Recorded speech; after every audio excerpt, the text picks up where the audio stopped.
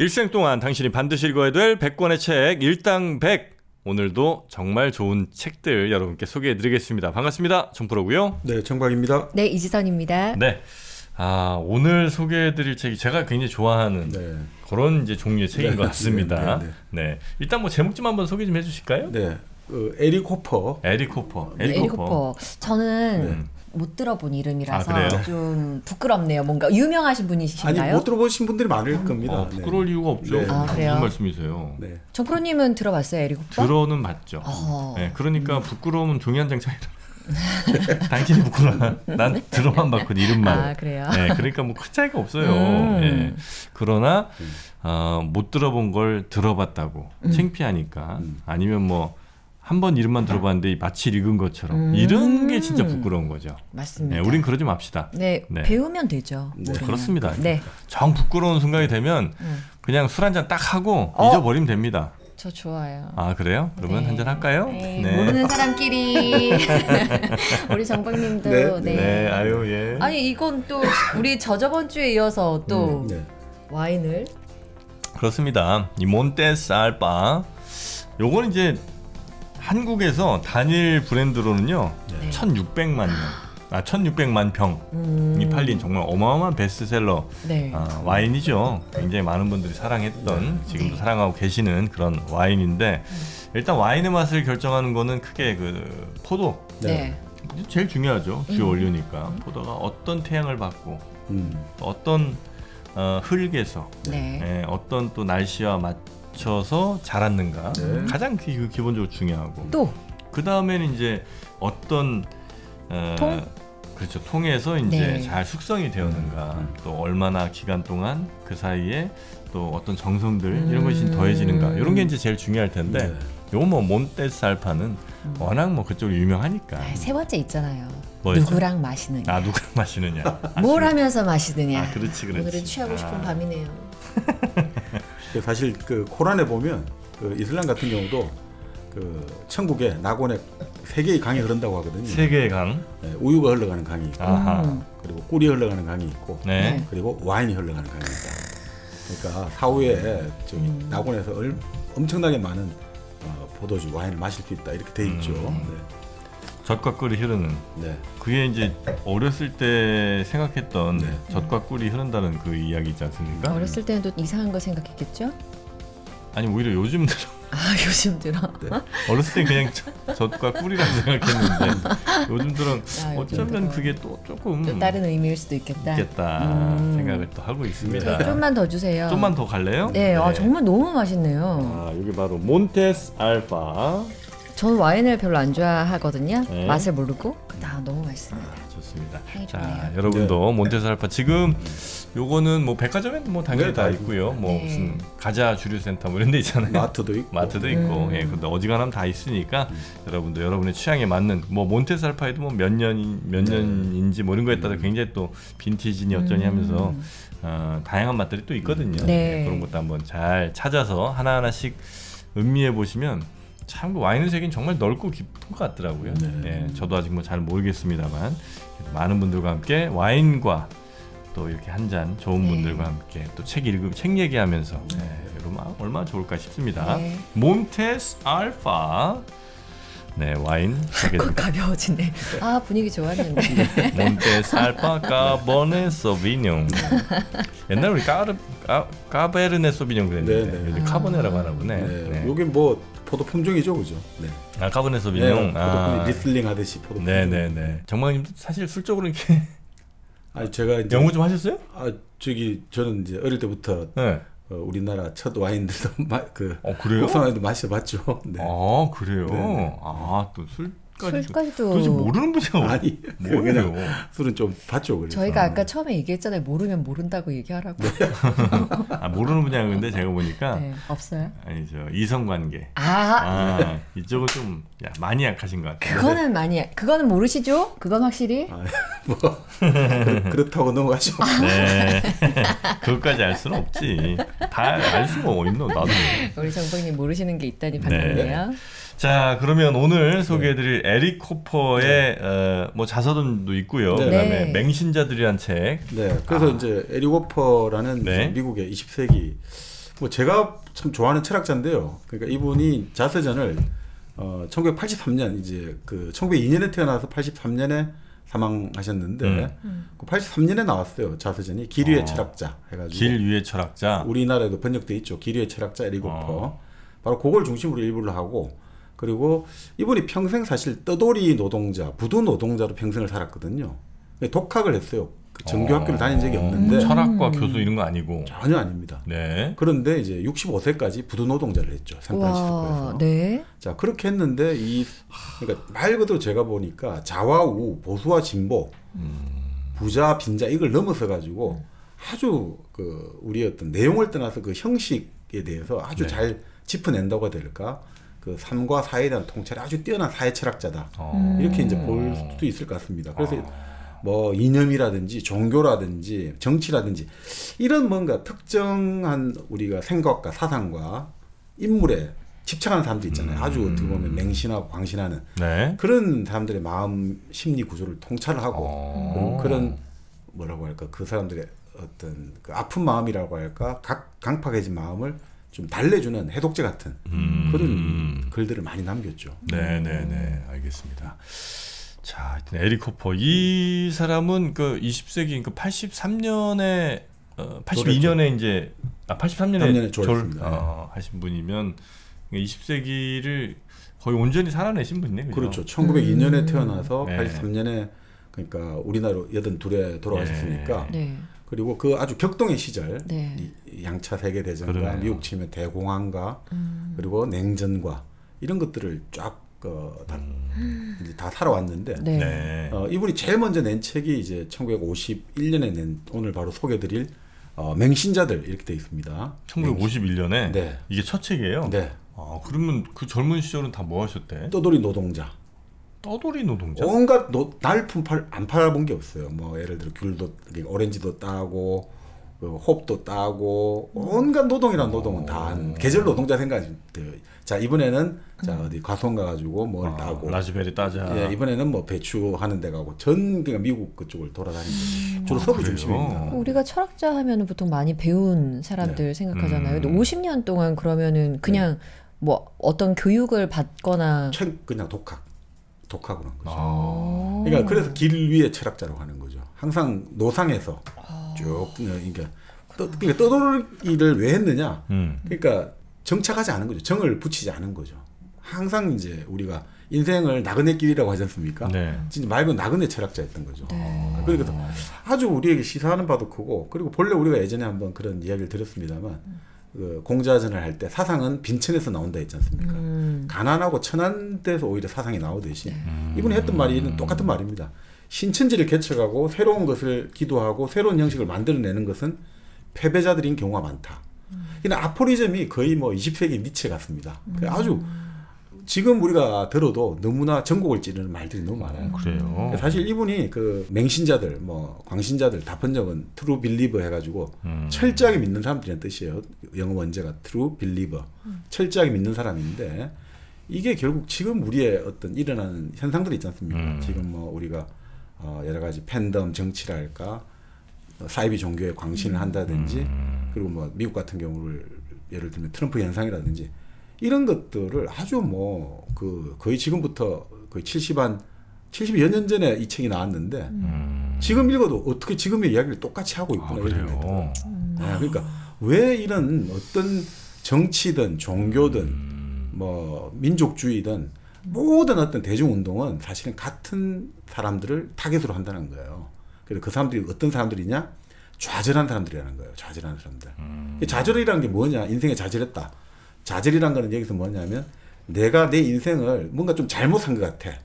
내가 내 시간을 허비한 것 같아. 이런 사람들이 좌절한 사람들이거든요. 네. 사실 대부분 사람들이 그렇잖아요. 그렇죠. 특히나 더 요즘 그렇지 않습니까? 뭐하고 살았나. 그렇습니다. 네. 바로 그 사람들에게 이 대중운동이 어필하게 되고 그래서 그 운동은 사실 내용이 중요한 게 아니라 그 형식이 사실상 똑같다. 종교든 정치든 뭐 사회혁명이든 이런 것들이 아주 그래서 이게 지금 여러 가지 테러리스트라든지 사이비 종교에 빠지는 사람들의 심리 구조를 이미 이때 꿰뚫어 보고 있는 거죠. 그래요. 아주 지금도 읽어보면 지금 왜 여러 가지 우리가 이 사회를 살아가면서 우리나라뿐 아니라 전 세계적으로 일어나는 이해할 수 없는 현상들, 네. 왜 대중들은 저 사람에게 열광을 하고 왜 대중들은 저런 구호에 집착을 하는가. 아주 뭐 투명하리만큼 아주 경쾌하게 회부를 하고 있습니다. 네. 저는 이제 이런 분들 참 좋아하거든요. 네. 그러니까 뭐 물론 이제 학교에서 아주 그 학문적인 깊이를 굉장히 많이 판 분들도 좋아합니다만 네. 그분들의 글이나 그분들의 생각들을 이렇게 듣거나 읽고 있으면 네. 뭔가 그냥 죽은 느낌이랄까. 그래서 이런 분들 글이나 이런 분들의 이야기를 들으면 정말 살아있는 생생한 그 느낌이 있단 말이죠.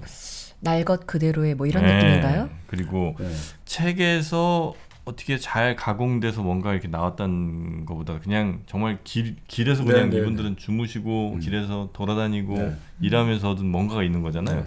이런 분들의 글은 제가 가끔 예전에도 하여튼 뭐 이렇게 보면 확실히 뭔가 경험한 분이랑 그냥 생각으로만 이렇게 한 분이랑 좀 물론 뭐가 더 좋다는 건 아니지만 저는 개인적으로 이런 분들 참 좋아합니다. 그래서 사실 제가 이제 20세기의 니체라고 부를 수 있는 이유가 이분이? 예. 그래요? 제 생각인데. 예. 근데 이분이 쓰는 형식이 아포리즘 같은 거예요. 니체식으로. 그러니까 잠언 이런 형태로 쓰기 때문에 아주 이걸 뭐 체계적으로 논리적으로 구성을 하고 이런 게 아니라 툭툭툭 던지는데 그게 그냥 사람들의 폐부를 찌르고 정말 그렇습니다. 머리를 탁 진짜 뒤통수를 맞는 느낌 그리고 무릎을 탁 치는 그런 여러 가지 느낌들을 다 주고 있죠. 궁금하다. 네. 자, 에릭 호퍼. 네. 이분의 일단 삶을 한번 좀 보긴 해야 되겠군요. 네. 그러니까 이분이 1902년에 뉴욕에서 태어났어요. 근데 이제 5살 때 엄마와 같이 계단에서 굴러 떨어졌대요. 엄마와 같이. 그래서 그 후유증으로 인해 가지고 7살 때 실명을 했답니다. 안 보였대요. 7살 때. 5살 때 넘어졌는데 이제 그 후유증으로 앓다가 7살 때 이제 시력을 상실했다는 거. 그리고 어머니는 그 후유증으로 결국 돌아가시게 되었고. 크게 다치셨네. 네.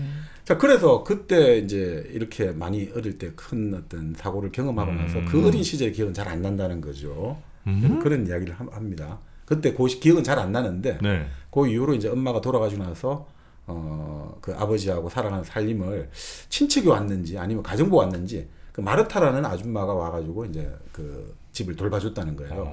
그래서 마르타 아줌마가 항상 그런 이야기를 했대요.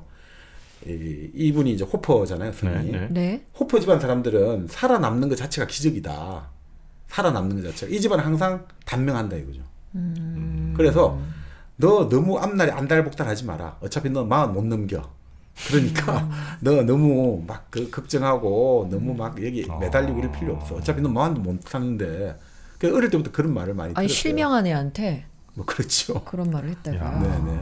그러니까 안달복달하지 말고 그냥 오늘 하루 사는 거에 감사하고 살아라 뭐 이런 거 정도 얘기겠죠. 그러니까 아버지는 이제 그 일종의 가구를 만드는 목공, 즉 가구 제조공으로 나오는데 그러니까 아버지가 이제 독일계예요. 호프라는 성 자체도 좀 그렇습니다만 이게 독일계 아버지였고 그래서 이제 뉴욕에 이민을 왔는데. 그 아버지가 그래도 이제 그 어려운 살림에도 책을 한 100권 정도 가지고 있었고 음악을 좋아하고 그런 기질이 있었던 거죠. 그러니까 그러다 보니까 어릴 때부터 이런 뭐 사고도 당하고 우리 집안 사람들은 단명한다 이런 말을 들으니까 삶을 항상 여행자처럼 생각했다는 거죠. 관광하듯이. 그러니까 항상 내가 살아가는데 뭔가 떨어져서 이게 나를 바라보는 그 느낌으로 살아왔다는 거죠. 너무 집착을 안 했다는 거죠. 근데 실명을 했다가 다시 보이는 날, 난 그 느낌이 진짜 궁금하네. 실명을 했어 내가. 8년 동안 이제 난 앞으로 그래 이제 앞을 못 보고 살겠군 하고 살았을 거 아니에요. 네, 그 15살 시력 회복을 했죠. 15살 시력 회복을 해. 시력을 회복해요. 그러니까 이제 돌아다니면서 노동하고 살았겠죠. 그럼 다시 뭐가 보이면, 와, 그건 진짜. 제일 먼저 뭘 했을 것 같습니까, 호프가? 다시 눈이 보였을 때.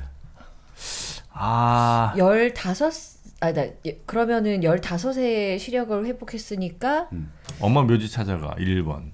2번 당시 만난 여자친구가 있었나? 아니 7살에 실명을 했죠. 7살에. 눈이 떠진 날. 그러니까 떠진 날에는 여자친구는 없었죠. 없었고. 참 15살이면 바로 집 나갔나? 도서관을 제일 먼저 달려갔습니다. 이 다시 뜬 눈을 언제 다시 또 감으실지 모르니까 감길지 모르니까 바로 가서 읽고 싶은 책을 실컷 읽어야겠다 해가지고 도서관을 가서 계속 갔다는. 참 난 사람이네. 어떻게 그 순간에 도서관부터 갈 생각이 나. 네. 그런가? 나도 그러려나? 아니 그러니까 지금 다시 갑자기 기적적으로 눈이 회복됐으니까 또 어떻게 또 다시 또 시력이 잃을 수가 있다 생각하니까 있는 동안에 빨리 읽고 싶은 책을 읽어야겠다 해가지고 갔다는 거죠. 아니 어차피 뭐 다시 아플 수도 있으면 여행을 간다든지. 여행도 그래. 네. 아니 뭐 놀이동산 같은 데 가서 정말 다시는 못할 경험을 한번 해본다든지. 뭔가 그럴 것 같은데 책을 보러 도서관으로 달려갔다니. 네. 자, 그렇게 하고 나서 이제 3년 정도 지나니까 아버지가 결국 그 마르타 아줌마 예언대로 1920년 만 정도 돼가지고 돌아갔어요. 네. 채 말을 못 넘기고 돌아가십니다. 네. 그러니까 이제 나이가 만으로 18세가 된 거죠. 네. 그래서 이제 마르타 아줌마도 다시 독일로 돌아가시고 그래서 이제 혼자 됐는데. 혼자 됐어요? 네. 그럼 형제들도 없고? 없고 아무도 없어요. 부모님 두 분 다 안 계시고? 혈을 단신. 이쯤에서 저는 이 영상을 안 보고 갈 수가 없겠네요. 네, 잠깐만 좀 보고 가겠습니다. 네.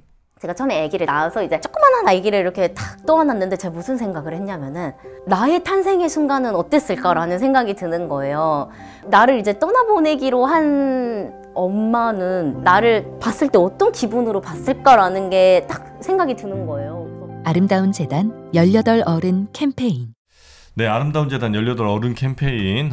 우리 허진이님의 사연 한번 보셨을 텐데 허진이님처럼 이렇게 정말 세상에 나 혼자라는 생각을 맨 처음엔 하셨을 수도 있으나 그래도 또 새로운 가족이 또 탄생하게 되고 이렇게 힘 있게 또 잘 살아나가시는 거 보면 이분들에게도 조금만 우리가 따뜻한 손길을 줬을 때 얼마든지 또 좋은 모습을 더 많이 보여주실 수 있겠다 이런 생각이 좀 들거든요. 네, 여러분도 같이 동참해 주시면 참 좋겠습니다. 주위에 따뜻한 손길이 필요하죠. 네. 예, 여기 겨울이면 특히 더 그럴 것 같습니다. 맞습니다. 자, 아름다운 재단 18 어른 캠페인과 함께 해주시고요. 자, 에릭 코퍼는 부모님이 두 분 다 이제 돌아가시게 되고 혼자 18살이 됐습니다. 18세가 됐습니다. 네, 다행히 그래도 어른이 되긴 했네요. 어느 정도. 네. 자, 그렇게 해서 이제 캘리포니아로 가겠다라고 결심합니다. 그냥 왜냐하면 그 항상 따뜻하잖아요.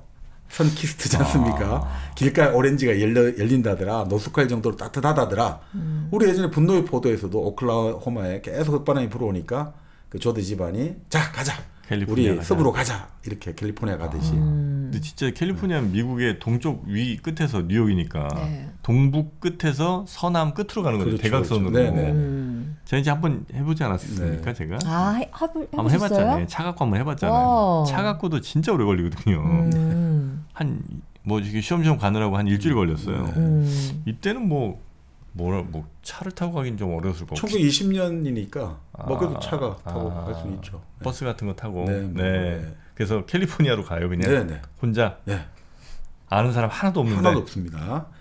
근데 이제 가서 이제 책을 읽고 이런 생활을 하다가 이제 가진 돈이 다 떨어지니까 이제 접시 닦기 하러 나간 거죠. 그리고 직업 소개소를 가게 되는 거죠. 이제 하루 벌어 하루 먹고 살아야 되니까.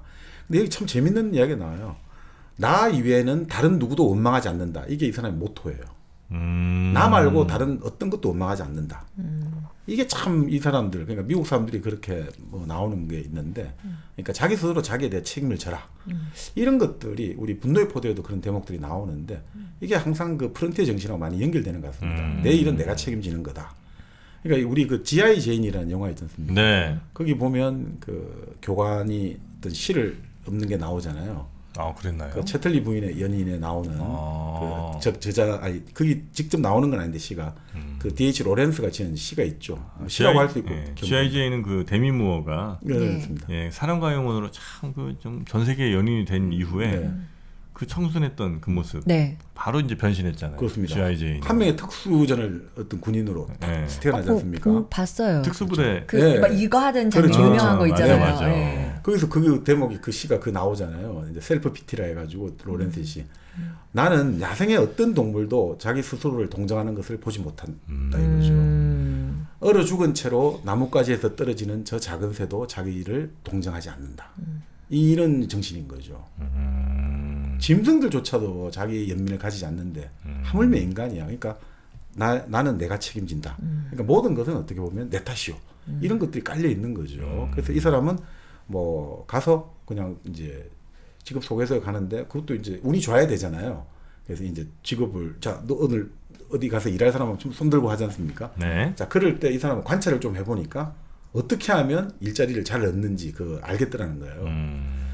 중간쯤에 있어야 된다. 이거예요. 중간쯤 항상. 왜냐하면 담당자가 쭉 이래 보다가 앞에서부터 보다가 대부분 중간줄에서 눈이 멈추더라 이거죠. 그리고 그 사람의 시선을 끌기 위해서는 좀 뭔가 책이랄까 이런 거를 좀 붉은색 책이랄까 이런 뭔가 시선을 끄는 거를 해야 된다라든지. 이 경험에서 나오는 거잖아. 그렇죠. 책상에서는 절대 안 나와 이런 얘기는. 네. 그리고 손을 들 때는 어떻게 들어야 되느냐? 세상에 아무 걱정 없는 듯이 아주 쾌활한 표정을 지으면서 손을 들어야 된다. 내가 지금 이거 못하면 어떡하지? 이런 표정하면 절대 안 뽑아준다는 거예요. 네. 이런 거를 이제 관찰해 보니까 그렇더라고요. 네네네. 그러니까 예전에 뭐 그 신영복 선생도 그런 이야기 했는데 지하철이나 버스를 탈 때 자기는 자리 언제든지 찾을 수 있다는 거예요. 누가 언제 내릴지 딱 바로 알겠다는 거예요. 그 관찰하다 보면 보인다는 거예요. 내리려는 사람들의 어떤 무의식적인 행동들, 이 패턴이 있다는 거죠. 그런 식으로 계속 관찰하다 보면 이런 게 나오더라고요. 네. 요즘은 아마 못 잡으실 텐데 다 스마트폰만 보고 있어갖고 옛날에 진짜 이렇게 내릴 다음 역쯤 되면 이제 보통 만나 안 만나면서 이렇게 한 번씩 두리번 하잖아요. 여기 만나 다음 역인가 그렇게 이제 하고 그다음에 뭐 짐 챙기고 잃어버린 거 없나 이렇게 주섬주섬 해야 되니까 그런 거 보다 보면 대충 또 감이 오긴 하겠죠. 그렇죠. 그러나 요즘은 신영복 선생님 오셔도 안 됩니다. 계속 보고 있으니까. 그렇죠. 자, 그렇게 하면서 이제 그렇게 직업 소개를 받아가 일자리 하면서 뭐 수학도 공부하고 화학도 공부하고 물리학 공부하고 이렇게 대학 교재를 가지고 복학을 시작하는 거예요. 대단하시다. 그러니까 어떤 학문에 대한 그 알고 싶은 호기심. 네네. 자, 그렇게 하는데 이제 1920년대 후반에 미국 대공황이 덮치지 않습니까? 그러니까 이게 일자리가 잘 안 나는 거예요. 그렇죠. 그래서 새롭게 찾은 일자리가 바로 오렌지를 파는 알바. 오렌지 파는? 네, 오렌지 행상. 네네. 그래서 이제 오렌지 농장 주인이 트럭에 오렌지를 가득 싣고 오지 않습니까? 네. 그럼 사람들을 모아가지고 자, 한 양동이씩 오렌지를 담아요. 자, 그러면 이제 집집마다 돌아다니면서 너가 팔고 와 이렇게 하는 거죠. 근데 이 사람이 이렇게 한 거예요. 딱 자기도 너무 사람들한테 말하기 너무 힘들고 하지만 배를 누르지 않습니까? 문을 두드려가지고 네. 딱 이제 오렌지를 누가 사주지 않습니까? 그러면 어떻게 하냐면 그 야채라든지 채소를 담은 상자를 딱 비운 다음에 오렌지 있지 않습니까? 좀 앞으로 더 익어야 되는 건 밑에 딱 배열하고 바로 먹을 건 위에 배열하고 이렇게 남을 배려해 주는 거예요, 사람을. 그 약간의 서비스가 들어가네요. 그렇습니다. 그러니까 완전히 막 히트를 치는 거예요. 히트예요? 사람들이 전부 다 와, 이 사람은 이렇게 서비스를 잘해준다니까 다 이 사람한테만 살려고 하니까 이 오렌지 행상 주인은 너무 좋은 거예요, 기분이. 야, 너 앞으로 나하고 같이 일하자. 딱 이렇게 하는데 뭐 자기도 잘 팔니까 기분이 좋고 또 그래 사람들을 이제 사주는 아주머니들이 뭐 물이라도 한잔 하고 가라 이렇게 이야기하다 보니까 갑자기 막 자기도 모르게 거짓말이 나오는 거예요. 아, 내가 동장에서 이런 일을 하고 있는데 내가 일을 하게 된 건 이렇게 막 말이 막 술술 나오더란 거예요. 오렌지를 잘 팔기 위해서. 에리고프 잘생겼냐고 물어보려고 그랬죠? 어떻게 알았어요? 딱 보면 알지. 나도 신영복 교수님이랑 비슷해요. 무슨 질문할지가 감이 딱 와. 그렇게 막 이렇게 잘생긴 얼굴은 아닌 것 같은데. 네, 그리고 나중에 이제 다리도 한쪽 의족을 해요. 의족이고 되게 이제 여러 가지 기억문들 많이 하다 보니까 사고도 많이 나오고 해가지고. 근데 어쨌든 뭐 아주 강한 사람이죠. 네, 강인하게 생겼습니다. 딱 보시면. 네. 오렌지도 잘 팔고. 네. 근데 그러다가 이제 그 바로 오렌지 트럭 그 농장 주인이 기분이 너무 좋은 거예요. 그래서 점심 딱 한턱 내고 같이 먹으면서 이야기하는데 갑자기 본인한테 스스로에 대한 수치심이 확 일어나는 거예요. 왜? 내가 지금 물건을 팔기 위해서 무슨 짓은 할 수 있겠구나. 이 오렌지 한번 팔아보려고 내가 거짓말도 하고 야, 이렇게 하는 거 내 자신에 스스로 놀라버린 거예요. 밥 먹다가. 그래서 난 다시는 안 하겠습니다라고 말하니까 그 오렌지 주인이 버럭 화를 낸 거죠. 너 나와 같이 일하면 오렌지 잘 팔고 좋은데 나는 일 못하겠다고 딱 이렇게 손을 딱 긋고 내가 내 자신을 이렇게 속이면서 돈을 벌고 싶지 않다. 이렇게 하고 결국 이제 다른 이제 일거리를 찾게 됩니다. 네. 거기서 이제 유대인하고의 만남이 나와요. 유대인 샤피로라는 어떤 그 파이프 야적장 주인을 만나게 되는데 그 산타페에서 만나게 돼요. 그 산타페는 또 예전에 유명했죠, 그죠? 산타페. 네. 그 일본의 미야자와리에 사진집으로 유명했죠. 맞아. 산타페. 미야자와리에라고 1990년대 아마 초중반쯤에 정말 유명한 일본의 대스타가 있었어요. 아시아 스타지. 그래서 뭐 웬만한 나라들에서 다 발간이 됐을 텐데 그 미야자와리의 누드집이 발간이 됐습니다. 그 이름이 산타페였죠. 그 사진을 찍은 기신이 최근에 사망했죠. 그 사진 작가가 아주 유명한 작가인데 그래서 갑자기 생각이 났습니다. 여자 잘 아네. 우리 정박님 여자 잘 알아. 그것마저도 잘 알아. 와, 미야자와리 진짜 오랜만이다. 네. 자, 그래서 안정된 일자리를 얻은 거예요. 근데 이 주인이 가만히 보니까 이 지금 떠돌이 일꾼인데 아주 이 사람이 뭔가 좀 유대인적인 느낌을 줬다는 거죠.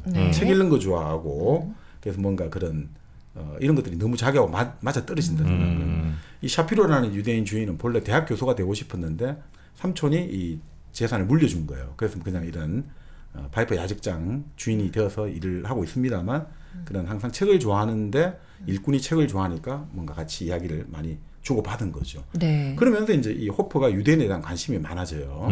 이 사람이 이제 같이 이야기를 나누면서 또 많이 자극도 받고 해가지고. 그래서 호퍼가 그런 이야기를 해요. 유대인은 좀 특이한 인종이다 이거죠. 결국 이제 나중에 우리 저 책 제목이 맹신자들.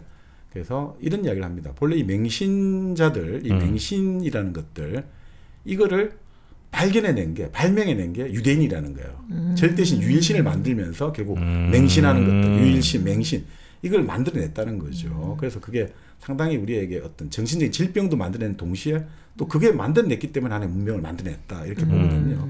자, 그런데 유대인은 아주 특이한 인종인데 결국 신을 발견했다 이거죠. 그리고 이 유대인의 신은 구약의 신은 신약의 신은 말씀의 신이잖아요. 구약의 신은 노동의 신이잖아요. 자, 첫날에 뭔 일을 하고 둘째 날에 무슨 일하고 여섯째 날에 인간을 만들고 일곱째 날에 쉬지 않았습니까? 그 신은 노동하는 신이다 이거죠. 그래서 호프가 보기에 서양은 그런 어떤 노동하는 신을 야훼를 본받으려고 노력해 왔기 때문에 기계 시대를 열 수 있었다는 거죠. 그 대신 동양의 중국이나 일본 아주 한국도 마찬가지 포함해서 아주 독창적이고 뛰어난 기술에도 불구하고 새 시대를 못 열었다 이거죠.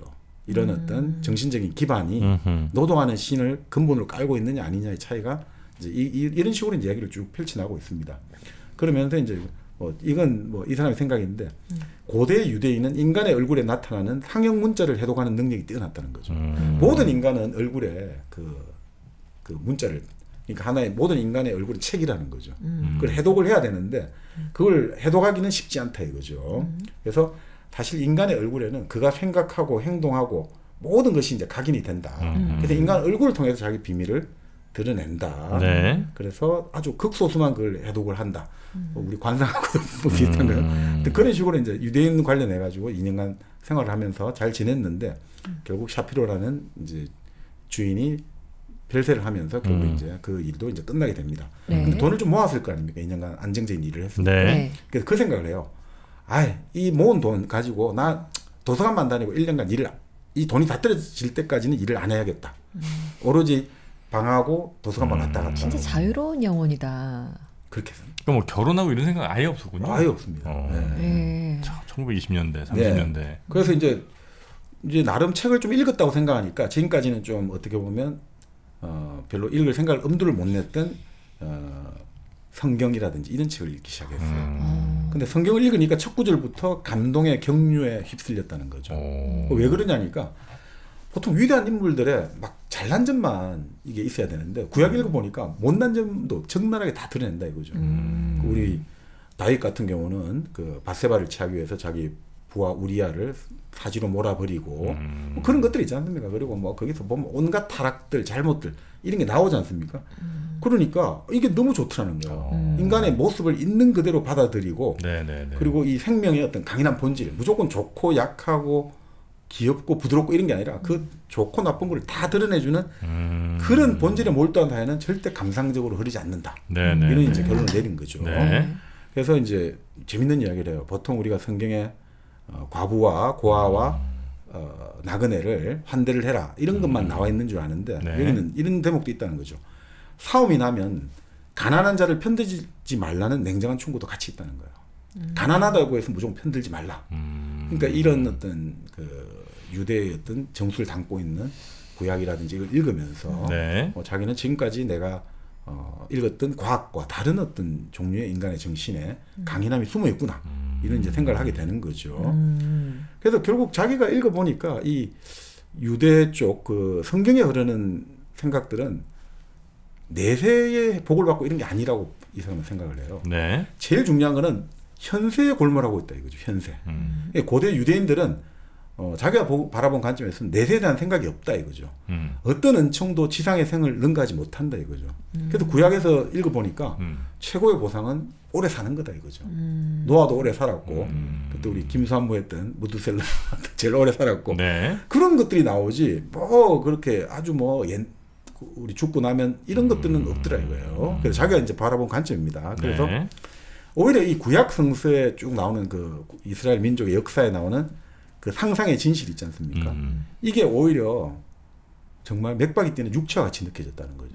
오히려 지금의 루스벨트가 나오고 지금의 정치인 하는 어떤 역사들 워싱턴이 나오고 링컨보다 오히려 자기는 모세라든지 노아의 이야기가 더 다가오더라는 거예요. 자기한테. 네, 네, 네. 그래서 이거를 이 사람은 상상의 진실이라고 해요. 상상의 진실. 상상의 진실이 실제 역사보다 더 사람에게는 진실로 다가온다는 거죠. 상상의 진실이 역사보다 더. 네. 그래서 이제 그거를 상상의 진실을 이제 바로 이 사람이 자세한 제목으로 바로 그렇게 썼죠. Truth Imagined. 상상된 진실이죠. 네, Truth Imagined. 사실 그게 결국은 어떻게 보면 실제 있는 그대로의 리얼리티보다 상상된 진실이 더 사람에게는 사람의 마음을 움직인다. 뭐 그런 느낌도 같아요. 감이 오네요. 혹시 와요? 조금 아직 들어왔죠? 네. 역시 내 느낌은 틀리지 않아. 그러니까 팩트냐, 뭐 이거 입증된 사실 이게 중요한 게 아니고 우리 모두가 믿고 있는 어떤 그 진실이라고 한다면 그게 굉장히 더 극화되거나 아니면 더 드라마틱한 요소들이 아마 더 있을 텐데 그게 더 나에게는 진실처럼 사실처럼 받아들여지고 그게 더 영향을 많이 줄 수 있다. 그렇죠. 그러니까 우리가 연대기로 나열하는 것보다는 오히려 사실은 문학에 어떻게 보면 개연성 있는 그럴듯한 허구가 우리에게 더 사실처럼 다가오잖아요. 근데 저는 이걸 들으면서 무슨 생각이 드냐면 이 에릭 호퍼가 자기가 혹시 맹신자가 되는 과정을 얘기하고 있는 건가? 이 생각도 들거든요.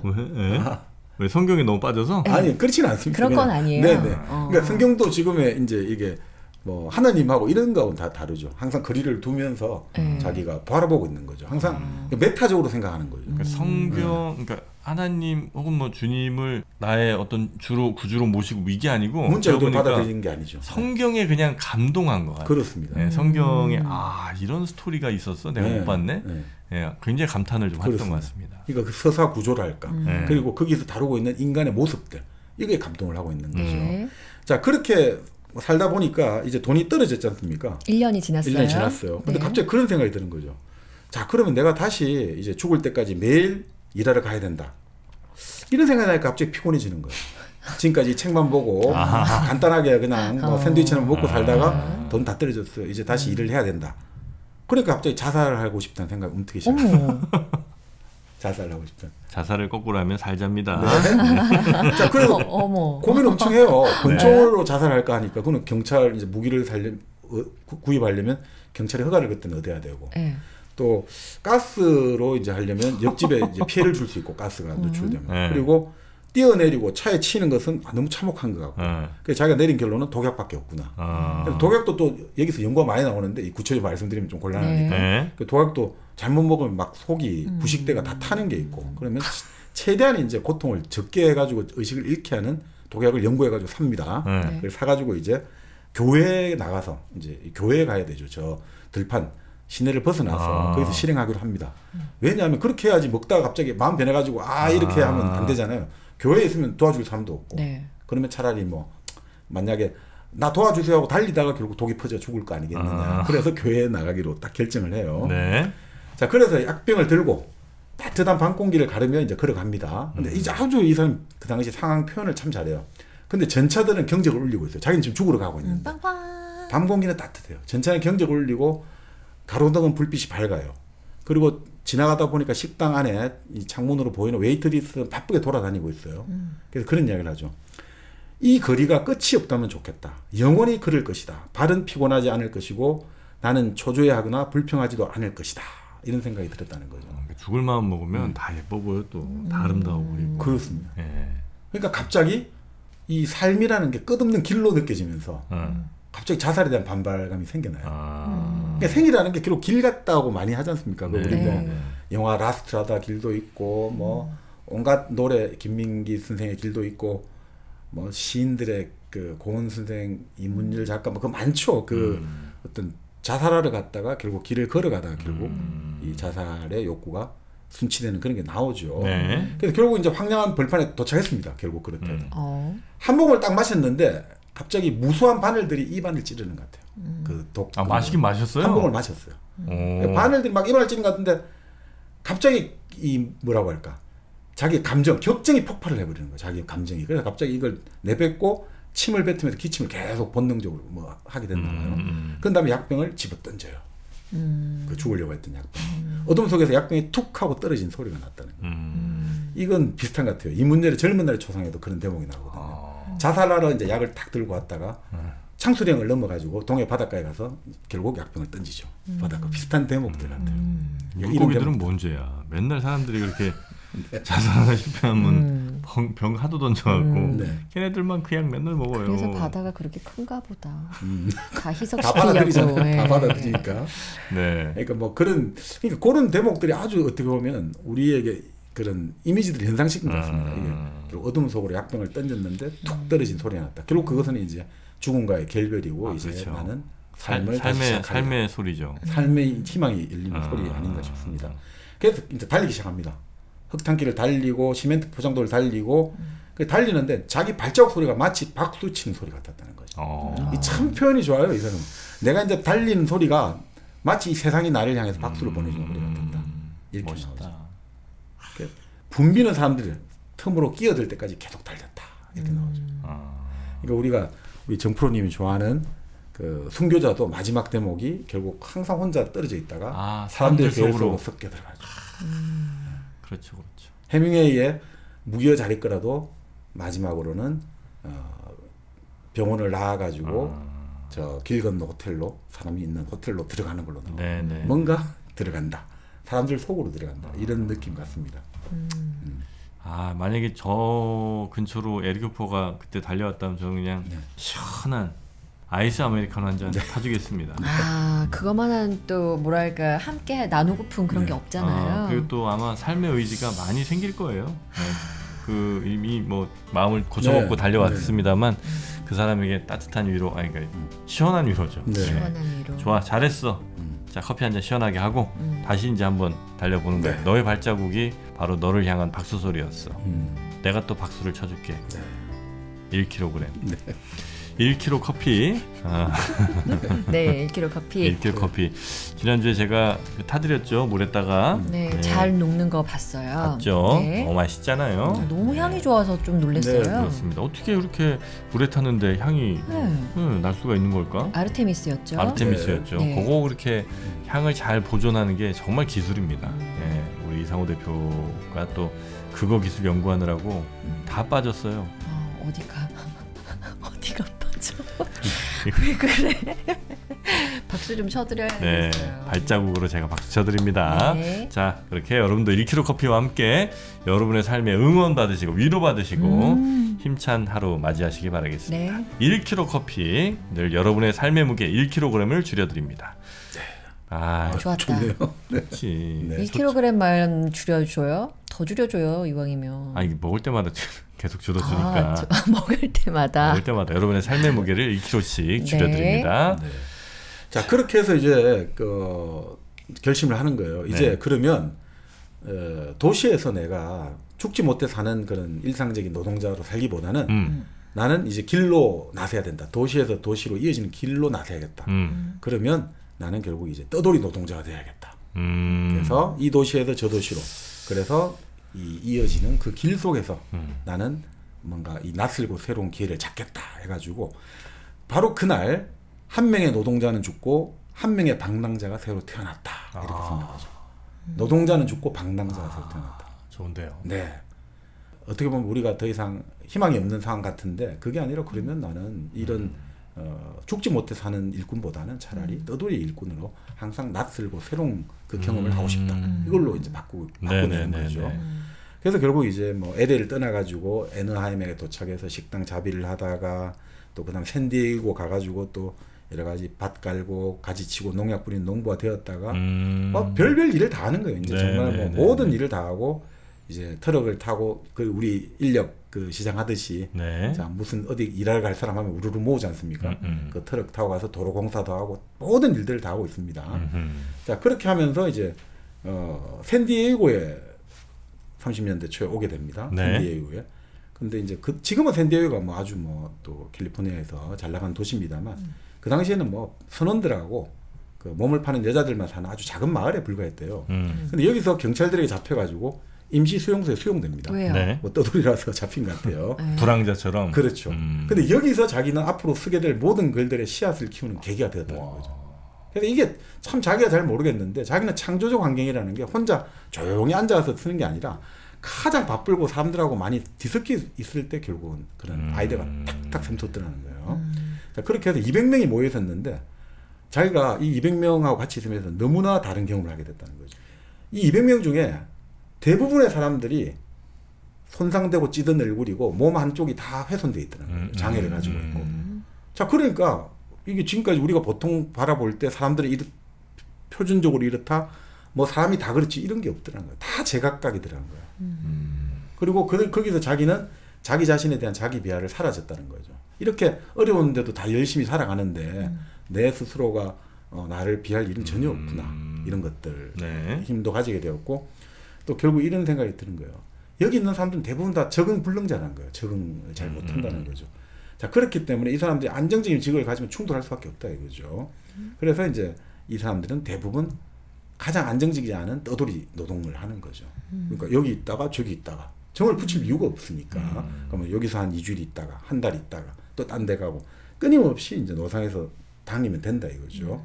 그래서 그런 불안정하고 어떻게 보면 이런 길거리 생활이지만 근데 또 재미있는 게 그 꿈은 다 가지고 있는 거죠. 뭔가 그래도 우리에게 안정적이고 구미가 당길 만한 뭔가는 있을 거야.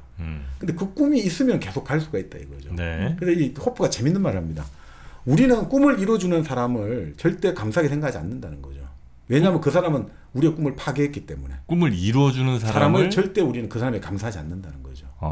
왜냐하면 그 사람은 우리 꿈을 파괴해버렸다는 거죠. 꿈은 실현되지 않아요. 꿈이라는 거. 누가 있을까? 예를 들어서 나한테 일을 두는 사장? 네. 그 사장한테서 희망을 볼 수도 있지만 나의 노동을 뺏고 시간을 뺏는 사람? 뭐 이런 의미인가요? 뭐 이렇게 보시면 될 것 같아요. 이 재밌는 말이 이런 건데 아주 자유로운 기부자가 있어요. 그래서 이 사람이 자기가 가진 모든 것을 우리에게 주잖아요. 인간에게. 네. 그러면 우리는 그 사람의 것이 되어버린다는 거죠. 이 사람이 아주 너무 기부를 잘해줘요. 우리한테 너무 잘해줘갖고 자기가 가진 모든 걸 다 줘요. 그러면 우리는 그 사람의 것이 되어버린다는 거죠. 우리는. 그러니까 우리의 꿈을 누군가 이뤄준다고 하면 그건 사실은 그 사람 우리의 꿈을 파괴한 사람이다 이거죠. 예를 들어서 우리 지선 씨가 정말 힘들게 사는데 뭐 몬테스 알파 한 병 먹는 게 꿈이야. 근데 정프로가 어느 날 가서 자, 한 병 그냥 내밀었어. 왜냐면 나한테는 별거 아니거든. 자, 그럼 이제 꿈은 이뤘잖아요. 근데 너무 허망하지. 네. 나는 정말 열심히 몇 달 일해갖고 그럼 먹고 싶었는데 근데 오늘 그냥 와서 그냥 내가 툭 던졌어. 근데 그 툭 던지는 게 아유, 난 이거 별로 맛없어 이러면서 던지게 됐을 때 너 꿈은 완전 산산조각 나는 걸 수도 있고 그럴 수도 그리고 있겠네요. 어쩌면 또 나는 뭐 별 의도가 없는 행동이었을 수 있으나 이지선은 또 나의 충실한 종이 될 수도 있는 거지. 그럴 수도 있죠. 네. 그러니까 뭐든지 많이 준다고 해서 그게 아주 선의의 기부자라 하더라도 그러니까 뭐 이 사람 그런 이야기를 해요. 아무리 선의를 가지고 있더라 하더라도 권력자는 기본적으로 다른 사람들을 양떼 취급한다는 거죠. 권력자는 아무리 선의를 가진 권력자라더라도 사람들을 양떼 취급. 항상 나에게 충성하고 복종하는 양으로 취급하게 된다는 그거 비슷한 것 같아요. 선의를 가지고 있다 하더라도 어디로 몰고 가야 된다. 네네. 내가 이렇게 끌고 가면 이들은 따라와야 된다. 이 생각들을 한다는 거죠. 네. 내가 너한테 먹을 거 하고 다 주는데 따뜻한 잠자리 다 주는데 내가 시킨 대로 해야지. 그렇기 때문에 항상 아까 어떤 것에도 원망하지 않는다는 정신은 또 어떤 것에도 전적으로 다 100% 그 사람이 의존하지 않는다 이런 뜻이죠. 자, 그래서 이 사람은 여기서 생활하면서 이 약자들을 이제 인간이라는 존재, 약자라는 존재를 다시 한번 생각해 보게 된 거죠. 약자 속에 내재하는 자기 혐오라는 것은 오히려 일상적인 생존 경쟁보다 더 강력한 에너지가 나타난다는 거예요. 왜냐하면 그 약자들이 사실 그러면 뭐 그런 거잖아요. 우리가 약자들은 니체가 싫어했던 이유가 원한을 갖고 있잖아요. 르상띠만. 그래서 지금 여기서 힘이 없어가지고 약하게 사는데 야 내세는 천국에 가면 우리가 더 힘이 세질 거야. 우리가 더 축복받을 거야. 이런 식으로 오히려 노예의 도덕이다. 현실의 어떤 그 불만과 고통을 그런 식으로 정신승리를 한다. 이렇게 싫어하지만 자기는 꼭 그렇게 안 본다는 거죠. 오히려 그렇기 때문에 그런 것들 지금 나는 힘들고 지금 내가 별 볼일 없지만 내가 언젠가는 아니면 이 세상이 끝나고 다음 세상에서라도 난 다시 이길 수 있다. 이런 것들이 오히려 약자들에게 특수한 적응력을 준다는 거예요. 그게 살아갈 수 있게 해준다는 거죠. 네네네. 그래서 인간이라는 종은 다른 동물과 달리 약자가 강자에게 다 죽는 게 아니라 약자가 살아남기도 하고 강자를 이길 때도 있다는 거죠. 자, 그렇기 때문에 약자가 가지고 있는 것들, 이 약자의 역할 때문에 인간이 자연과 결별하고 결국은 자연을 능가하게 만드는 문명을 만들었다는 거죠. 오히려 약자가 언젠가는 우리가 지금 생이 아니면 다음 생이라도 할 수 있어. 지금이 아니라 다음에도 할 수 있다는 게 있기 때문에 현재가 아니라 지금 이것만 바라보는 게 아니라 내일을 바라보는 그 생각을 했기 때문에 문명행을 만들어냈다는 거죠. 자연 상태라는 것은 현재 그대로만 있으면 끝인데 내일을 바라보고 미래를 계획할 수 있기 때문에 약자의 그 속성이 결국은 인간이 자연과 결별하고 문명을 만들어냈다. 그렇기 때문에 이거는 약자가 이렇게 하는 건 단순한 태행이 아니라 새로운 질서를 창출하는 힘도 된다는 거예요. 그러니까 이런 식으로 막 자기 인생을 이렇게 조명을 하고 있는 거죠. 예를 들어 어디 침팬지 무리에서는 그냥 제일 힘세고 제일 저 덩치 큰 애가 그냥 뭐 뒤집힐 일도 없이 무조건 우두머리죠. 그러나 그건 이제 자연의 상태였던 거고 인간이 되면서는 비록 지금 저 힘센 저 덩치 큰 친구가 지금 현재는 우두머리지만 언젠가는 우리가 힘을 합쳐서 저 친구를 꺾을 수도 있다는 생각을 하면서 그냥 복종하고 순종만 하는 게 아니라 또 다른 어떤 뭐 유대든 뭐 이걸 만들어내고 문화를 만들어내고 그러니까 바로 이런 이야기를 인정하고 있습니다. 사도 바울이 했던 말이 뭐냐? 주님은 힘센 자를 멸하기 위해 세상의 약한 것들을 선택했다. 이런 말들을 약자들은 딱 이제 완전히 금과 옥조처럼 생기면서 그러니까 우리는 이길 수 있고 우리는 언젠가는 승리할 수 있어. 이런 느낌을 가지니까 약자가 아니라 사실은 또 새로운 뭔가를 만들어내는 힘이 되고 존재가 되는 거죠. 내가 희생하더라도 혹은 내가 목숨을 바쳐서라도 뭔가 자연 상태에서는 그런 일이 있을 수 없는 거잖아요. 근데 이제 이런 거는 가능한 거. 인간 사회에서 문화. 에릭 호퍼 좋은데요. 에릭 호퍼를 저의 어떤 그렇습니다. 멘토를 한번 또 가봐야 될까? 그래요? 아직 좀 더 들어봐야 되지 않겠어요? 에릭 호퍼가 사실 이제 그 수용소에 있다 보니까 사람들이 모이니까 막 좀 재밌는 공연도 만들고 쇼도 만들고 이런 사람들이 욕구가 생기지 않습니까? 에릭 호퍼가 그걸 기획을 잘해요. 그런 이제 노래 잘 부르는 사람들한테 노래도 지어줘요. 난 바람 피는 거 자랑, 난 여성 편력 자랑하는 사람한테 오브라이언이라는 이름은 대단해가지고 그런 민요가 그런 노래를 지어줬는데 그게 나중에 캘리포니아 민요로 막 사람들이 읊기도 했대요. 그만큼 재주가 좋은 거예요. 이 사람이 오락을 기획하고 쇼를 만들고 시를 쓰고 그게 민요가 되고 아주 재주가 좋은데 그러니까 보통 그렇게 하면 사람들이 야 이제 그러면 차라리 이걸 가지고 쇼 프로덕트 사업에 뛰어들든지 아니면 당신 이제 이거 이름 얻어갖고 뭐 해라. 그 당시 또 캘리포니아가 우리 할리우드 이런 시장 아닙니까? 그런데 자기가 한번 생각해 봤다는 거예요. 내가 과연 어떻게 살아가야 될까 생각해 보니까 나는 그냥 내 머릿속에 뭔가 아이디어가 있는데 그것을 글로 끌어내기만 하면 그것만으로 난 행복한 사람이다. 그런 인생이 아름답다. 내가 괜히 그걸 가지고 돈을 벌고 이름 얻을 생각 이건 난 안 하겠다. 라고 생각하고 그냥 딱 정리합니다. 그래서. 저 이제 조르바 이후로 특히 이제 마음 가는 사람이 별로 없었잖아요. 그래요? 이제 에릭 호퍼로 갑니다. 어떤 부분이 이렇게 마음에 드세요? 일단 기본적으로 학교 안 다니는 게 너무 좋고. 학교 안 다닙니다. 그리고 이제 모든 것을 자기의 삶을 통해서 배워내고 그걸 증명해내고. 그리고 끊임없이 관찰하죠. 자기 주변을 끊임없이 관찰합니다. 맞아요. 그런 거는 제가 굉장히 좋아하는 요소들입니다. 뒤에 또 뭐 더 내용이 있겠습니다만 일단 저는 에릭 호퍼 책 하나 바로 또 한번 주문 들어가겠습니다. 또 이런 생각이 드네요.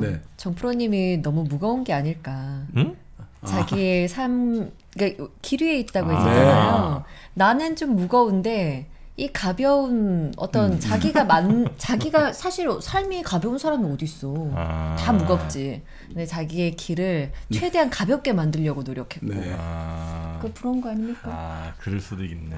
아니 뭐 예리하네. 너무 좀 그 건사해야 될 가족들 많아서. 아니 최대한 잊고 살고 계신데. 네. 자, 그래서 이 사람이 얼마나 이제 사실은 돈과 이름 얻으려면 아주 좋았던 게 당시에 이제 이 양반이 그런 식물학 책도 열심히 읽었거든요. 농학 이런 것도. 그래서 우연하게 캘리포니아 대학 감귤 연구소 소장을 만나야 돼요, 교수를. 네. 왜냐하면 식당에서 이제 웨이트리스 보조로 일하고 있었는데 이 사람이 무슨 책을 보고 끙끙 앓고 있는 게 번역을 못 해가지고. 근데 자기가 보니까 독일어 책이야. 그래서 자기가 번역을 쫙 해준 거예요. 이 사람이 깜짝 놀란 거죠, 이 대학 교수가. 야, 당신 어떻게 이런 거 잘하라니까. 아니 뭐 하니까 자기가 지금 이 그 교수가 그 감귤 연구소 소장이 레몬 나뭇잎이 누렇게 떠가지고 갑자기 이제 왜 떨어지는 그걸 백화 현상이라고 보통 하지 않습니까? 그건 이제 레몬 나무 질병이죠. 네네. 이게 방법이 없다 이거죠. 그래서 지금 독일 책도 보고 내 연구 중인데, 근데 이 사람이 그 집에 와서 생각해 보니까 이거는 내가 어느 옛날 읽은 책 중에 흙 속에 붕소라는 물질이 있는데 그게 백화 현상을 일으킨다. 그게 갑자기 생각나가지고 비료를 한번 바꿔보세요라고 권했단 말이죠. 그래서 딱 하고 나니까 막 뭐 며칠 뒤에 흥분해갖고 이 그 교수가 전화가 온 거예요. 그러면서 바로 이 연구소를 다 너한테 주겠다라는 식으로. 그런데 또 그렇게 오니까 이 사람은 본능적으로 싫어, 안 되겠다, 다시 떠나버리는 거예요. 이 사람 특징이 진짜 이상하지. 나는 여기 정책할 때가 아닌데 나한테 지금 같이 일하자, 연구원 넣어주겠다, 같이 당신 이러니까 떠나버리는 거야. 어쩜 저럴까 사람이. 그러니까 이 사람은 슬로건이 이거예요. 누구든 혼자 힘으로. 슬로건. 아까 말했듯이 내 인생은 나 말고 탓할 사람이 아무도 없다 하듯이 누구든 혼자 힘으로. 이게 자기 슬로건인 거죠. 그러니까 떠돌이들의 슬로건이고. 누구든 혼자 힘으로니까 그 누구도 나에게 기대지 말고. 그렇습니다. 자기도 기대하지 않고. 그렇습니다. 너무 좋아. 너무 좋아요. 자, 그렇게 해서 뭐 여러 사람 만난 얘기 많이 나옵니다. 뭐 목화도 따보고 이렇게 만나는데 여기도 그런 이야기 나와요. 절대 정치 이야기하면 안 된다. 왜냐하면 그 1936년에 이 이탈리아계 노동자 마리오가 있는데 너무 이제 이 사람이 요리 솜씨가 좋대요. 그래서 자기가 서로 약속을 한 거죠. 야, 당신은 이제 오후 1시까지만 딱 일해라. 그리고 오후 1시부터 6시까지는 내가 당신 몫으로 다 일해 줄 테니까 당신은 그 대신 저녁을 책임져라.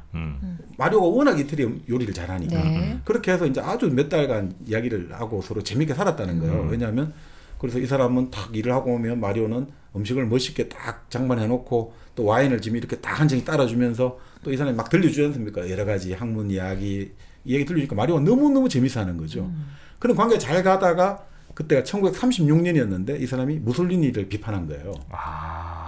이탈리아 민족 같이 우리 이탈리아 라틴족 이런 고상한 민족이 왜 저런 천박하고 골빈 돌팔이 같은 사람한테 자기 자신들의 운명을 저렇게 맡겨놓느냐. 딱 그런 이야기 하니까 갑자기 마리오 얼굴이 굳어지더니 그다음부터 짐을 딱 사더니 다시는 자기에게 이야기를 안 하더라는 거예요. 왜요? 왜? 마리오는 이탈리아 사람이잖아요. 그래서 좋은 거예요. 이야기할 수도 있잖아요. 그런 의견이 다르니까. 그러니까 만약에 내가 우리나라 누구 비판하는 괜찮은데 외국 사람이 우리나라 뭐 누구 이렇게 비판하면 그건 약간 자존심 상하잖아요. 그럴 수 있지 그거는. 그렇죠. 그러니까 그 이후로 이제 아주 그런 느낌을 가지게 됩니다. 그러니까 참 정치라는 게 미국에서 그런 이야기 하지 않습니까? 정치 이야기, 종교 이야기, 인종 이야기 하지 말라는 그런 이야기였겠죠. 자, 그러다가 이 사람이 버클리에서 운명의 여인을 만나게 됩니다. 이 사람 인생에서. 그래요? 네. 여자 만나는구나. 헬렌이라는 여인을 만나게 됩니다. 예. 어떻게 만났냐면 자기가 그날도 뭐 카페테리아 24시간 하는 식당 있지 않습니까? 우리 치면 그 24시간 순댓국집 이런 데서 딱 그 새벽에 이제 일을 마치고 나오는데 기차역에서 아침에 누가 새벽에 나오더라 이거죠. 근데 그 여인 2명이 나오는데 갑자기 말을 걸어보고 싶은 충동이 생기더라는 거예요. 그래서 가서 가방을 들어드릴까요 하면서 이제 수작을 붙인 거예요. 자, 그런 다음에 지금 막 새벽에 이 도시에 도착했으니까 자기가 일하는 카페테리아로 데려가서 이제 식사 안내를 하고 그리고 이 사람들이 이제 그 대학 등록하러 왔다 이거죠. 그래서 방 빌릴 만한 것도 알려주고 이렇게 하면서 이제 뭐 눈이 좀 불꽃이 핀다 봅니다. 근데 그 다음에 아무 일도 없었어요. 그냥 이제 방 빌릴 방 이제 안내주고 그 다음에 일주일간 못 만났는데 일주일 뒤에 자기가 일하는 식당으로 그 헬렌이 찾아와가지고 갑자기 자기를 껴안고 키스를 하는 거예요. 왜 당신 일주일 동안 우리 집으로 찾아오지 않았어 하면서 그래서 이제 결국 운명적으로 이제 서로 이제 이렇게 연인이 된 거죠.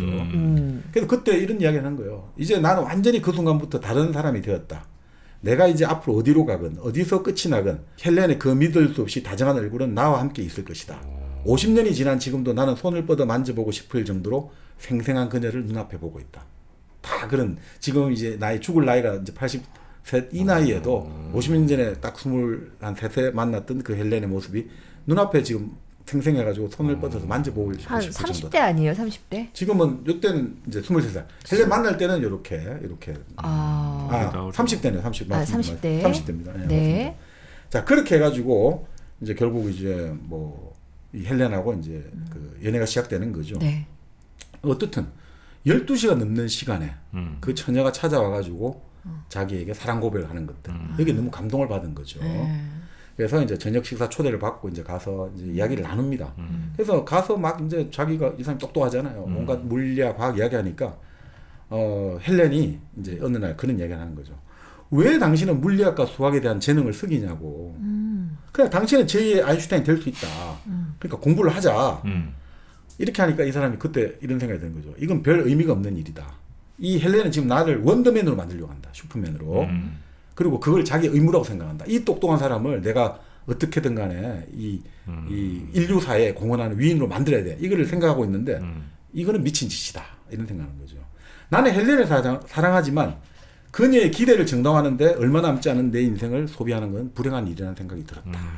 아까 제가 말씀드린 모든 기분은 숭고한 도둑질하고 같다는 거죠. 이 사람은. 네. 누군가가 우리에게 가진 것을 모두 주면 나는 그 사람의 소유물이 된다. 바로 이런 거죠. 그래서 그 헬렌하고 살면 나는 한순간의 평화도 갖지 못할 것이라는 생각이 들어가지고 즉시 행동으로 돌입합니다. 바로 작별 인사도 않고 버클리 떠나버려요. 어머.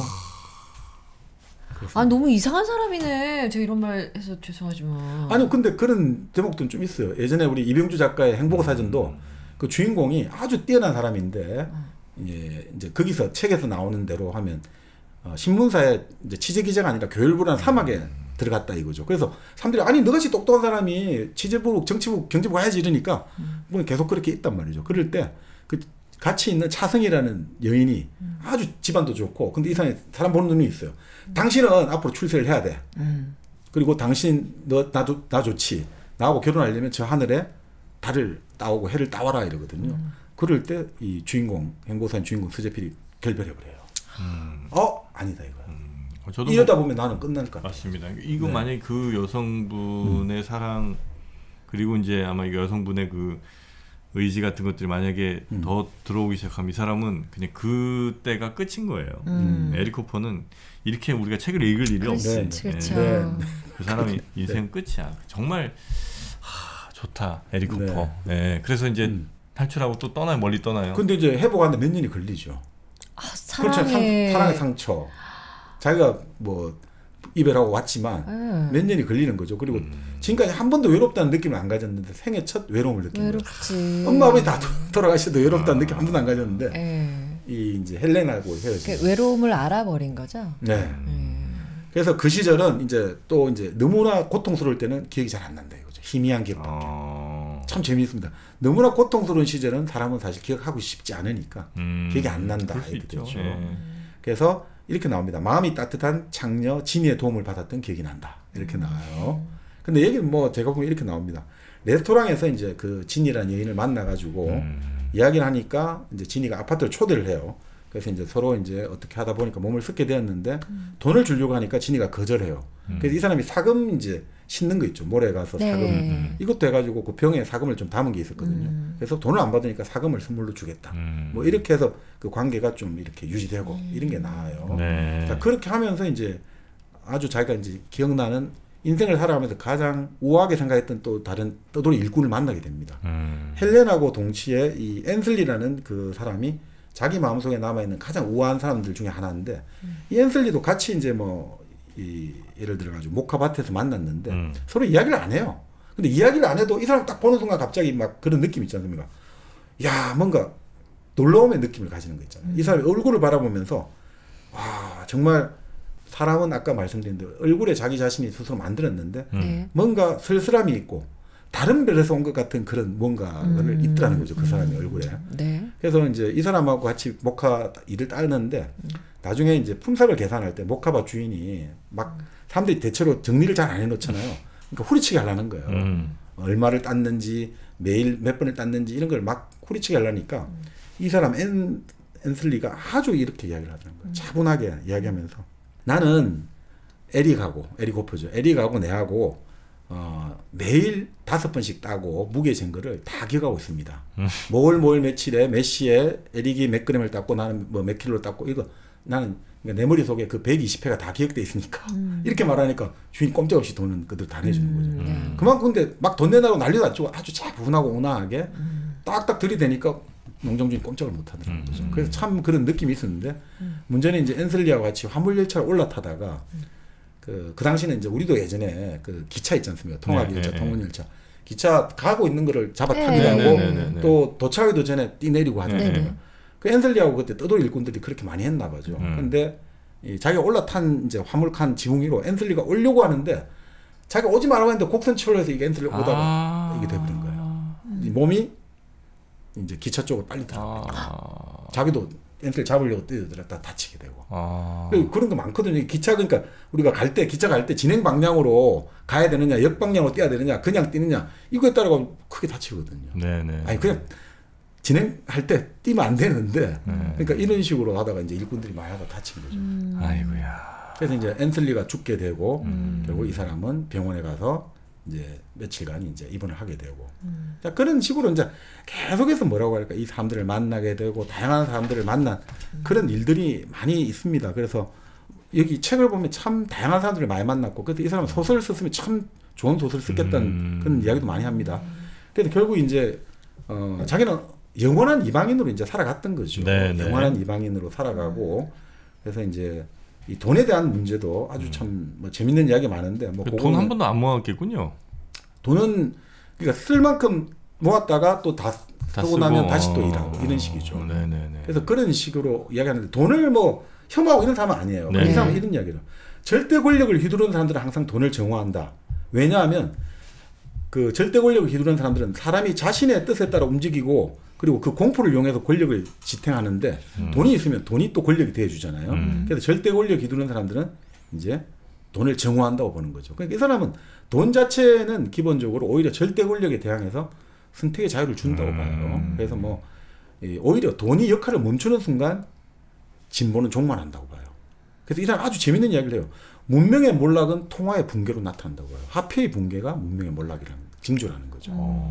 사실은 지금 우리 모든 역사를 살펴보면 통화 가치가 제대로 지켜지지 않을 때 사실은 문명이 몰락한다는 거죠. 지금의 사실 여러 가지 우리 비트코인하고 이런 이야기 나오는데 상당히 이런 것들을 보고 있으면 또 재미있는 생각이 듭니다. 그렇게 이렇게 떠돌이 노동자로 생활하다가 1941년에 진주만 사건이 일어나지 않습니까? 이때 이 사람이 이제 나도 그래도 이 사회를 살아가고 있는 사람이니까 부두 노동자가 되겠다고 샌프란시스코 옵니다. 그 이제 전쟁 취재에 들어가니까 나도 이 사회는 일을 해야 되지 않겠느냐. 그러면서 이제 노조 이야기를 많이 해요. 노조를 해보니까 고학력자 아닌 사람들이 진짜 일을 잘하더란 거예요. 그래서 오히려 노조에 들어가 있는 대학을 나온 사람들이 그런 학력이 없는 사람, 노조 하는 사람들이 일을 잘하니까 오히려 열등감을 느끼고 분통을 터뜨린다는 거죠. 다른 나라 같으면 엘리트가 할 일을 이 나라 미국에서는 하찮은 사람들이 해내는 것이 미국이 지닌 저력의 일부다. 이제 이 사람은 그렇게 봐요. 그런 이야기를 해요. 그래서 부두 노동자 일을 하면서 또 이제 한 25년을 보내게 되는데 25년을 보내 65까지 일을 하게 됩니다. 그래서 뭐 재미있는 이야기를 많이 합니다. 그러니까 미국 같은 경우는 리더 없이 움직이는 조직을 만들어냈다는 거죠. 그래서 그게 이제 우리가 말하는 어소시에이션이 발달했다는 거죠. 조합, 협회 이런 중간 단체가 많기 때문에 권력과 어떤 개인 사이에서의 그 어떤 힘의 불균형을 미국은 이제 견제와 균형으로 해소를 해주고 있다.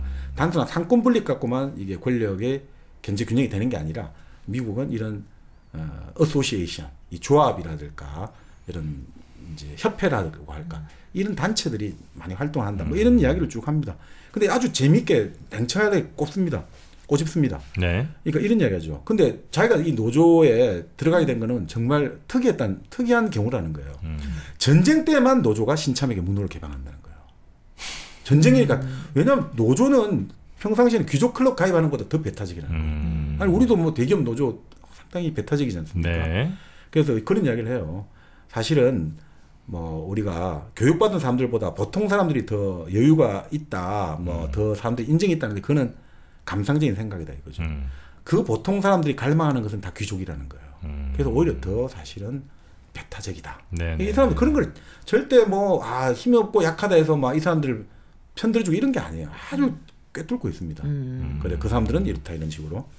그래서 이 사람은 그런 이야기 하는 거죠. 20세기 혁명은 보통 사람들이 만든 역사에 대한 반동이다 이렇게 좀 이야기를 해요. 20세기 러시아 혁명은 사실은 18세기 프랑스 혁명이나 이런 걸로 우리가 이제 보통 사람들이 시대가 왔다 이거죠. 그래서 지식인들이 19세기 때 어떻게 하면 그걸 뒤집으려고 노력을 해가지고 오히려 러시아 혁명을 만들었다고 보는 거죠. 왜냐하면 짜르가 지배할 때보다 이제 레닌의 이제 소련 사회에서 보통 사람이 출세하기가 더 힘들어졌다고 합니다. 오히려 성분 따지고 오히려 이제 뭐 이 사람이 이거 따지기가 더 힘들어졌다. 그래서 이 사람의 입장입니다. 그래서 자기는 20세기는 보통 사람이 만든 18세기 역사에 대한 반동이다라고 보는 거죠. 19세기 지식인들이 끊임없이 민주적인 사회에 대해서 끊임없이 계속 공격을 해왔다. 그래서 20세기에 들어와서 지식인들이 다시 지배하게 되었다 이거죠. 그래서 지식인들이 지배하는 사회는 보통 사람의 삶을 결국 엘리트들의 황금기인 중세 시대로 돌려보내려고 한다 이거죠. 지금이 사실 신중세라고 그때 우리 한번 했습니다. 결국 엘리트들이 잘 사는 거는 각각의 영역이 있지 않습니까? 예전에는 각 영지가 있었는데 요즘은 자기 직역이 있잖아요. 뭐 판검사, 의사, 자기 직역에 딱 해갖고 절대 못 들어와. 우리만 딱 할 거야. 이런 신중세로 지금 다쳐간다고 이렇게 보는 거죠. 자, 그러면서 이 부도 노동자라면서 아까 말씀드린 대로 이제 1951년에 첫 책 바로 맹신자들 썼는데 저게 막 완전히 어마어마한 인기를 끌게 된 거죠. 그래서 이제 사실 처음에 사람들이 이 사람은 이제 최초의 미국의 프롤레타리아 철학자가 나타났다. 전혀 그렇지 않습니다. 근데. 그래요? 네, 전혀 그쪽하고 다릅니다. 아까 말씀드린 좌와 우를 다 꿰뚫어 보고 있어요. 그래서 어떻게 보면 좌의 입장에서 보면 이게 오히려 더 불편한 진실을 많이 이야기하고 있어요. 그러면 이제 맹신자를 썼으니까 노동에서는 벗어났겠죠? 아닙니다.